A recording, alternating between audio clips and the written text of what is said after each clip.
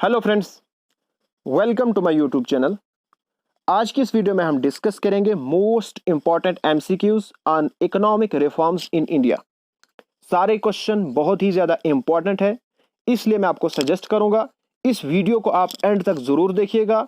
और अगर आप मेरे साथ टेलीग्राम पे जुड़ना चाहते हो तो टेलीग्राम पे जाओ, वहां पे सर्च करो मलिक ट्यूटोरियल और उस ग्रुप को आप ज्वाइन करो। और अगर आप मेरे सारे लेक्चर देखना चाहते हो on economics, mathematics and statics, तो डिस्क्रिप्शन में आपको लिंक्स मिलेंगी जहां पे आपको डिटेल प्लस एमसीक्यूज सारे लेक्चर्स मिल जाएंगे। नाउ बिफोर डिस्कसिंग, सबसे पहले मैं आपको सजेस्ट करूंगा कि इस टॉपिक पे मैंने already detail video lecture upload किया है, उसको आप जरूर देखिएगा। Now let us start with the question number 1। Question number 1 क्या कहता है? Economic reforms in India were initiated in the year. Economic reform India में कब स्टार्ट हुई थी? तो फटाफट से इसका आंसर करिएगा। ओके, तो इसका आंसर है B answer, that is in the year 1991। Okay, 1991 में इंडिया में क्या स्टार्ट हुई थी? Economic reforms. नेक्स्ट हमारे पास क्वेश्चन है लिबरलाइजेशन इंप्लाइज। अब जो इकोनॉमिक रिफॉर्म स्टार्ट हुई थी 1991 में, उसके 3 ब्रॉड एलिमेंट्स थे। वो एलिमेंट्स क्या थे? Liberalisation, privatisation and globalisation. Okay, तो इसमें जो फर्स्ट एलिमेंट था यानी कि लिबरलाइजेशन, इसका क्या मीनिंग था? तो इसका मीनिंग था reduction in government control over private sector. Okay, hence B option is the correct answer. Next हमारे पास क्वेश्चन है which of the following is not an element of fiscal reform. हमारे पास जो गिवन ऑप्शन है, हमने बताना है इनमें से कौन सा एलिमेंट रिलेटेड नहीं है फिस्कल रिफॉर्म के। अब फिस्कल रिफॉर्म क्या होता है? ये होता है रिफॉर्म यानी कि change related to government expenditure and government revenue. ठीक है, कोई भी रिफॉर्म जो गवर्नमेंट एक्सपेंडिचर के रिलेटेड हो या गवर्नमेंट रेवेन्यू के रिलेटेड हो, उसको हम कहते हैं फिस्कल रिफॉर्म। अब पहला ऑप्शन हमारे पास है टैक्सेशन रिफॉर्म। तो टैक्सेशन रिफॉर्म मतलब ये होता है गवर्नमेंट का रेवेन्यू, यानी कि रेवेन्यू रिफॉर्म के रिलेटेड है। ओके, तो ये भी आएगा फिस्कल रिफॉर्म में। पब्लिक एक्सपेंडिचर रिफॉर्म, ये भी इसी में आएगा। उसके बाद है change in interest rate and control on public debt. सबसे पहले हम क्वेश्चन जो हमारे पास ऑप्शन डी है उसको समझेंगे। जो पब्लिक डेट है वो क्या होता है? Public debt is the total amount including total liabilities borrowed by the government to meet its development budget। अब ये जो पब्लिक डेट होता है, ये अमाउंट होता है जो कि गवर्नमेंट ने बारो किया होता है। ठीक है, किसके लिए? डेवलपमेंटल बजट के लिए। तो इसका मतलब ये भी किसके अंदर आएगा? फिस्कल रिफॉर्म के अंदर आएगा, क्योंकि ये भी एक तरह का रेवेन्यू कलेक्ट किया हुआ है गवर्नमेंट ने। ओके, तो हमारे पास जो सी ऑप्शन है that is change in interest rate, ये रिलेटेड टू फिस्कल रिफॉर्म नहीं आएगा, ये रिलेटेड है बैंकिंग के। अब आपके लिए क्वेश्चन है, आपने बताना है चेंज इन इंटरेस्ट रेट ये कौन सी रिफॉर्म के रिलेटेड आएगा। हमारे पास 2 ही रिफॉर्म होती है, एक होती है फिस्कल रिफॉर्म और दूसरी क्या होती है, उसका आंसर आपने कमेंट बॉक्स में करना है और वहीं पे मैं आपको चेक करूंगा। नेक्स्ट हमारे पास है which of the following is not a component of privatisation. हमारे पास गिवन ऑप्शन है, हमने बताना है कौन सा कंपोनेंट रिलेटेड टू प्राइवेटाइजेशन नहीं है। पहला ऑप्शन है कॉन्ट्रैक्शन ऑफ पब्लिक सेक्टर। जब पब्लिक सेक्टर कॉन्ट्रैक्ट हो जाएंगे तो इसका मतलब ये हुआ जो प्राइवेट सेक्टर हैं वो क्या हो जाएंगे? एक्सपैंड हो जाएंगे। इसका मतलब ये भी रिलेटेड है प्राइवेटाइजेशन के। ओके, उसके बाद disinvestment in public sector enterprise. जब गवर्नमेंट डिसइन्वेस्टमेंट करेगी पब्लिक सेक्टर को, यानी कि पब्लिक सेक्टर को बेचेगी, तो बेचेगी किसको? प्राइवेट सेक्टर को बेचेगी। इसका मतलब ये भी रिलेटेड है प्राइवेटाइजेशन के। उसके बाद sale of public sector shares. जब गवर्नमेंट पब्लिक सेक्टर यानी कि गवर्नमेंट के शेयर को बेच देगी, किसको बेचेगी? प्राइवेट को बेचेगी। ओके, उसके बाद purchase of industrial share by the government. लेकिन जब गवर्नमेंट शेयर्स को खरीदेगी तो वो रिलेटेड प्राइवेटाइजेशन के नहीं है। ठीक है, वो प्राइवेटाइजेशन नहीं है, hence D option is the correct answer. Next हमारे पास क्वेश्चन है which of the following is an element of financial sector of an economy. हमारे पास गिवन ऑप्शन है, हमने बताना है इनमें से कौन सा ऑप्शन रिलेटेड है फाइनेंशियल सेक्टर। हमने पढ़ा था फाइनेंशियल सेक्टर में 3 एलिमेंट्स थे। पहला एलिमेंट क्या था? Banking and non banking financial institutes, ये ठीक है, बिल्कुल करेक्ट है। सेकंड था स्टॉक एक्सचेंज मार्केट, ये भी बिल्कुल ठीक था। और थर्ड था हमारे पास फॉरेन एक्सचेंज मार्केट, तो ये भी हमारे पास बिल्कुल करेक्ट है। Hence D option is the correct answer. Next हमारे पास क्वेश्चन है which of the following is an example of indirect tax. हमारे पास गिवन ऑप्शन है, हमने बताना है इनमें से कौन से रिलेटेड है इनडायरेक्ट टैक्स के। अब इनडायरेक्ट टैक्स क्या होता है? इनडायरेक्ट टैक्स वो टैक्स होता है जिसको हम फॉरवर्ड कर सकते हैं, यानी कि हमारे ऊपर टैक्स लगेगा लेकिन हम उसको पे नहीं करेगा, बल्कि हमारी जगह कोई और उसको पे करेगा। जैसे गुड्स के ऊपर टैक्स लगता है, टैक्स तो देखने में फैक्ट्री वालों के ऊपर लगता है लेकिन पे कस्टमर करता है, ठीक है। अब इनडायरेक्ट टैक्स, सबसे पहले इनकम टैक्स, तो इनकम टैक्स हम डायरेक्टली पे करते हैं, जिसके ऊपर इनकम टैक्स लगता है वही उसको पे करता है। वेल्थ टैक्स, ये भी आएगा डायरेक्ट टैक्स में। उसके बाद गुड्स एंड सर्विस टैक्स, जो गुड्स एंड सर्विस टैक्स है ये किसके अंदर इंक्लूड होता है? Indirect tax. Hence C option is the correct answer. Next हमारे पास क्वेश्चन है which one of the following is a part of industrial reform. Now 1991 में जो इकोनॉमिक रिफॉर्म्स आए तो वो रिफॉर्म बहुत सारे सेक्टर्स में हुए, जैसे financial sector, industrial sector and बहुत सारे सेक्टर। तो इंडस्ट्रियल सेक्टर्स में जो रिफॉर्म हुआ था, ये जो हमारे पास ऑप्शन है इनमें से कौन सा पार्ट रिलेटेड है इंडस्ट्रियल रिफॉर्म के? तो पहला ही हमारे पास है industrial licensing was abolished for all the projects except related to strategic and security reason. Strategic and security reason के अलावा, यानी कि डिफेंस के अलावा, सारी इंडस्ट्रीज में लाइसेंसिंग खत्म कर दिया गया था। तो बिल्कुल ये वाला ऑप्शन क्या है हमारे पास? करेक्ट ऑप्शन है। ओके, बाकी ऑप्शन को भी देखते हैं। Import of capital goods required special permission, हालांकि परमिशन खत्म कर दी गई थी, तो यहां पे इन्होंने लिखा है रिक्वायर्ड स्पेशल परमिशन, इसका मतलब ये भी गलत ऑप्शन है। Need for industrial approval in location other than cities, तो ये भी बिल्कुल गलत है, ठीक है, कोई अप्रूवल की जरूरत नहीं थी। ओके, उसके बाद existing units would not be provided a new broadbanding facility, जो एग्जिस्टिंग यूनिट्स थे उनको ब्रॉडबैंड फैसिलिटीज प्रोवाइड नहीं की जाएगी, तो ये भी बिल्कुल गलत है। सिर्फ पहला ऑप्शन हमारे पास क्या है? करेक्ट ऑप्शन है। नेक्स्ट हमारे पास क्वेश्चन है which one of the following comes under the external sector reform. हमारे पास एक्सटर्नल सेक्टर रिफॉर्म में आता है foreign exchange reform and foreign trade policy reform. ये किसके अंदर आता है? एक्सटर्नल सेक्टर रिफॉर्म में। अब हमारे पास क्वेश्चन है कि इनमें से कौन सा रिलेटेड है एक्सटर्नल सेक्टर रिफॉर्म के। ओके, तो पहला पार्ट हमारे पास है freeing of transaction on trade and capital account, तो बिल्कुल ये सही है, फ्री की गई थी transaction on trade and capital account. उसके बाद allow, FDI and reduction in import licensing, FDI को एलो किया गया था, ठीक है, जो 40% था उसको हटा के 50% से लेके 100% कर दिया गया था। एफडीआई मतलब फॉरेन डायरेक्ट इन्वेस्टमेंट, यानी कि बाहर की कोई कंपनी है, यानी कि आउट ऑफ कंट्री, यूएस की कोई कंपनी है, वो इंडिया के अंदर इन्वेस्टमेंट करेगी। ओके, तो उसको हम कहते हैं फॉरेन डायरेक्ट इन्वेस्टमेंट, तो ये भी सही है, ये भी सही है।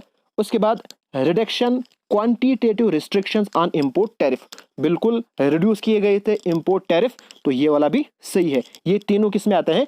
एक्सटर्नल सेक्टर रिफॉर्म में। Hence D option is the correct answer. Next हमारे पास है रूपी डिवैल्यूएशन मींस। नाउ अगर रूपी की डिवैल्यूएशन होगी तो उसका मतलब क्या होगा? डिवैल्यूएशन का मतलब उसकी जो फेस वैल्यू है उसको कम किया जाएगा, ठीक है, ये गवर्नमेंट खुद ही करती है।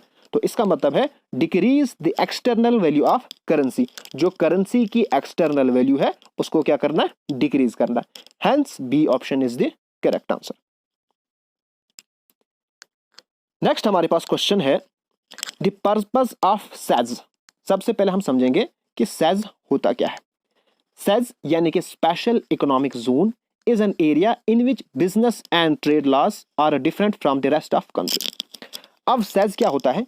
ये गवर्नमेंट की तरफ से एक स्पेशल इकोनॉमिक जोन होता है, इसको गवर्नमेंट क्रिएट करती है। यहाँ पे के जो बिजनेस एंड ट्रेड लॉज होते हैं ये बिल्कुल डिफरेंट होते हैं। इसके अंदर बिल्कुल सिंपल टैक्स होते हैं, टैक्स हॉलीडेज प्रोवाइड की जाती है कंपनीज को, ठीक है। कंपनी जो है एक स्पेशल इकोनॉमिक जोन यानी कि एक बहुत ही अच्छा माहौल ट्रेड के लिए फील करती है। और ये इकोनॉमिक जोन क्रिएट क्यों किए जाते हैं? ताकि एम्प्लॉयमेंट को जनरेट किया जा सकते हैं, जो ट्रेड बैलेंस है यानी कि एक्सपोर्ट को प्रमोट किया जा सकता है, ठीक है। उसके बाद इन्वेस्टमेंट को इंक्रीज किया जा सकता है, बिकॉज बहुत ही अच्छे अच्छे इंसेंटिव्स दिए जाते हैं जिससे इन्वेस्टर क्या करता है, अपनी इन्वेस्टमेंट को इंक्रीज किया जाता है, ओके। और उसकी वजह से क्या हो जाती है, जॉब क्रिएशन होती है, ओके। तो हमारे पास जो गिवन ऑप्शन है इनमें से जो सेज है यानी कि स्पेशल इकोनॉमिक जोन है, इसका मेन मोटिव क्या होता है, टू प्रमोट इन्वेस्टमेंट, ठीक है, sorry to promote export, because to promote investment यहाँ पे ऑप्शन नहीं है, अगर होता तो उसको भी हम ठीक बोलते हैं, ठीक है। तो यहाँ पे हमारे पास सिर्फ पहला ऑप्शन यानी कि टू प्रमोट एक्सपोर्ट, एक्सपोर्ट को प्रमोट करने के लिए सेज क्रिएट किया जाते हैं, okay. Hence A option is the correct answer. Next हमारे पास क्वेश्चन है, फीरा वाज रिप्लेस्ड बाय फीमा।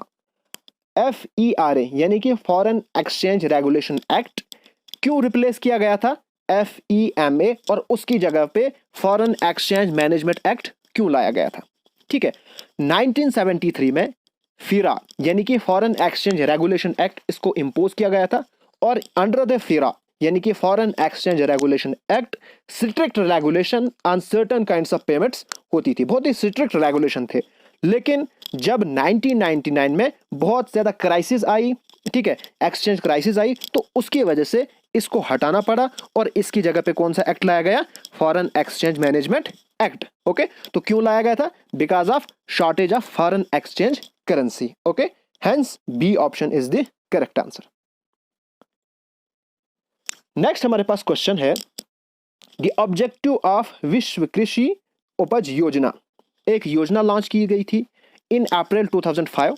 इसका मेन ऑब्जेक्टिव क्या था, to encourage export of agriculture items, okay. इसका मेन जो पर्पस था वो था एग्रीकल्चर आइटम्स का जो एक्सपोर्ट है उसको क्या करना, एनकरेज करना। Hence C option is the correct answer.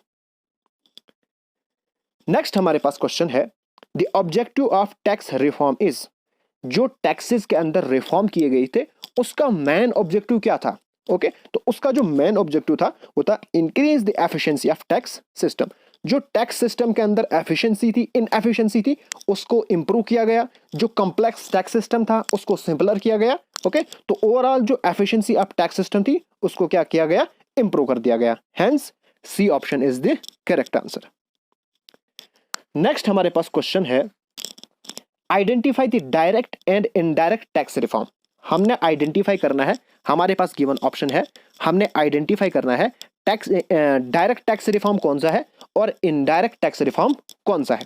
पहला ऑप्शन हमारे पास है इनकम टैक्स रेट रिड्यूसेस। जो इनकम टैक्स रेट था वो रिड्यूस हुआ था, ओके, रिफॉर्म तो है। अब ये क्या डायरेक्ट टैक्स रिफॉर्म है, तो बिल्कुल, बिकॉज इनकम टैक्स क्या है, डायरेक्ट टैक्स है, ये वाला ठीक हो गया। उसके बाद कस्टम ड्यूटीज रिडक्शन, तो बिल्कुल कस्टम ड्यूटीज भी रिड्यूस हुई थी। कस्टम ड्यूटीज क्या होता है, ये होता है गुड्स के ऊपर टैक्स लगता है जब वो ट्रांसपोर्टेड होते हैं अक्रॉस इंटरनेशनल बॉर्डर, ओके। जब भी यूएस से कोई चीज इंडिया में आती है, जब वो इंटरनेशनल बॉर्डर से क्रॉस हो जाती है तो उसके ऊपर जो टैक्स लगता है उसको हम कहते हैं कस्टम ड्यूटीज। तो पहला ऑप्शन बिल्कुल सही है, बिकॉज पहला वाला हमारे पास डायरेक्ट टैक्स रिफॉर्म है और सेकंड वाला हमारे पास है इनडायरेक्ट टैक्स रिफॉर्म। अब हम बाकी ऑप्शंस को देखेंगे। यहाँ पे लिखा है goods and service tax reduces, तो रिड्यूस तो हुए थे बट ये हमारे पास क्या है, इनडायरेक्ट टैक्स रिफॉर्म है। उसके बाद कस्टम ड्यूटीज रिड्यूसेस, दोनों हमारे पास क्या है, इनडायरेक्ट टैक्स रिफॉर्म है, तो ये नहीं आएगा इसमें। Income tax rate is constant, तो इनकम टैक्स रेट कांस्टेंट नहीं था बल्कि उसको क्या किया था, रिड्यूस किया गया था। तो हमारे पास जो करेक्ट ऑप्शन है वो सिर्फ ए ऑप्शन है। Hence A option is the correct answer. Next हमारे पास क्वेश्चन है, FRBMA 2003 रेफर्स टू। नाउ 2003 में एक एक्ट लाया गया FRBMA, इसका मतलब था fiscal responsibility and budget management act, okay. इसको कब लॉन्च किया गया था, 2003 में, ओके। और इसका मेन मकसद क्या था, to reduce the fiscal deficit. Fiscal deficit मतलब जब गवर्नमेंट ज्यादा एक्सपेंडिचर करती है, ओके, और जो रेवेन्यू है वो कलेक्ट कम करती है, तो इसको रिड्यूस करने के लिए, फिस्कल डेफिसिट को रिड्यूस करने के लिए FRBMA एक्ट लाया गया था 2003 में। तो इसका मतलब क्या हुआ, fiscal responsibility and budget management act, okay. Hence A option is the correct answer. Next हमारे पास क्वेश्चन है, FDI refers to? Now FDI क्या होता है? फॉरेन डायरेक्ट इन्वेस्टमेंट, यानी कि फॉरेन कंपनीज जो इंडिया के अंदर इन्वेस्ट करेंगी, तो ये रिलेटेड होती है लॉन्ग टर्म इन्वेस्टमेंट। इसको आप याद रखिएगा, ये होती है हमारे पास long term investment. Hence A option is the correct answer. Next हमारे पास क्वेश्चन है, FDI has been prohibited in India. अब इंडिया के अंदर FDI कुछ सेक्टर्स में प्रोहिबिटेड है। वो किस सेक्टर में है? वो हमारे पास है एटॉमिक एनर्जी, जो कि प्राइवेट के लिए ओपन नहीं है। और आपने बताना है FDI किसके लिए प्रोहिबिटेड है, और एक सेक्टर है, उसका नाम आप कमेंट बॉक्स में करिएगा। नेक्स्ट क्वेश्चन हमारे पास है, इंडस्ट्रियल पॉलिसी बिफोर 1991। नाउ जो इंडस्ट्रियल पॉलिसीज 1991 से पहले थी वो क्या थी, किसके रिलेटेड थी? क्या वो एंटी प्राइवेट सेक्टर पॉलिसीज थी, या प्रो प्राइवेट सेक्टर पॉलिसीज थी, या एंटी पब्लिक सेक्टर पॉलिसीज थी, या प्रो पब्लिक सेक्टर पॉलिसीज थी? सबसे पहले हम जानते हैं कि 1991 से पहले जो पब्लिक सेक्टर अंडरटेकिंग्स थे उनका डोमिनेट रोल था। तो सबसे पहले हमें यही पता चला कि जो प्रो पब्लिक सेक्टर पॉलिसीज थी। इसमें बहुत सारे बच्चे गलत करते हैं, वो लिख देते हैं A option, anti private sector policy. Anti private sector policies नहीं थी, यह था कि प्राइवेट सेक्टर को ज्यादा इंपॉर्टेंस नहीं दी जाती थी, लेकिन एंटी प्राइवेट नहीं था। Okay, hence D option is the correct answer.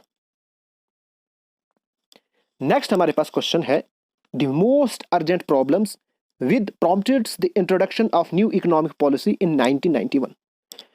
Question में कहता है कि सबसे इंपॉर्टेंट क्या प्रॉब्लम आई थी जिसकी वजह से 1991 में न्यू इकोनॉमिक पॉलिसी लानी पड़ी।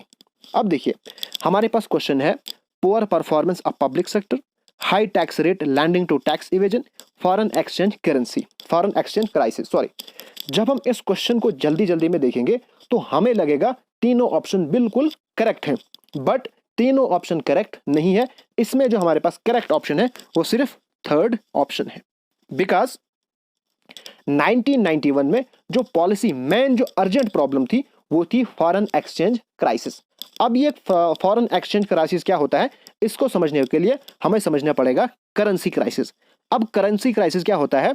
Sudden and steep decline in the value of national currency. अचानक से जब हमारी करेंसी की वैल्यू बिल्कुल डिक्रीज हो जाएगी, यानी कि आज अगर let us suppose that 74 rupees में हमें डॉलर मिलता है, अचानक से ये 150 हो गया, तो इसको हम क्या कहेंगे? Currency crisis. तो 1991 में करेंसी क्राइसिस पीक पे थी और उसी की वजह से ये सारे भी थे रीजन, बट मेन रीजन जिसके लिए 1991 में इकोनॉमिक पॉलिसीज लाई गई थी जो माना जाता है वो माना जाता है foreign exchange crisis. Hence C option is the correct answer. Next हमारे पास क्वेश्चन है, the new economic policies seek to replace. जो न्यू इकोनॉमिक पॉलिसी थी जिसके अंदर आता था LPG, LPG ने रिप्लेस की थी प्रीवियस पॉलिसी जो 1991 से पहले थी, वो क्या थी? LQP। ओके, अब आपके लिए क्वेश्चन है, आपने बतानी है full form of LQP, because मैंने इसको ऑलरेडी प्रीवियस वीडियो में डिटेल में बताया था। अगर आपने उसको अच्छे से देखा होगा तो आप इसका आंसर जरूर करोगे। Okay, hence D option is the correct answer, और आपने इसकी फुल फॉर्म बतानी है। तो फ्रेंड्स, आज की वीडियो में इतना ही। अगर आपको ये वीडियो अच्छी लगे तो प्लीज अपने फ्रेंड्स एंड क्लासमेट के साथ जरूर शेयर कीजिएगा। Thanks for watching.